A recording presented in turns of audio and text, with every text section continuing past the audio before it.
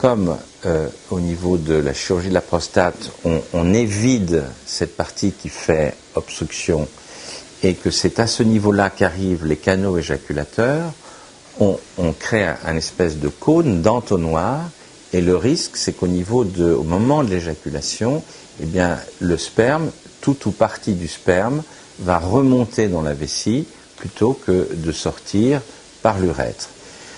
Il faut que le patient soit absolument prévenu de ce risque. Ça a un inconvénient, je dirais, psychologique et fonctionnel.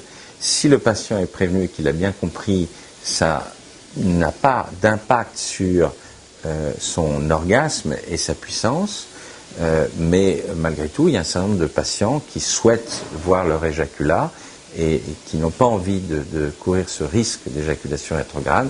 Pour la chirurgie d'hyperplasie bénigne de la prostate, il faut bien comprendre la différence avec la chirurgie du cancer de la prostate.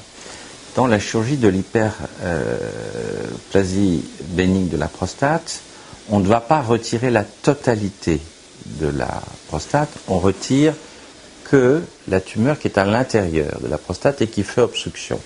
Ça veut dire qu'on ne va pas toucher au nerf érecteur. Et donc ça veut dire que le risque d'impuissance n'existe quasiment pas.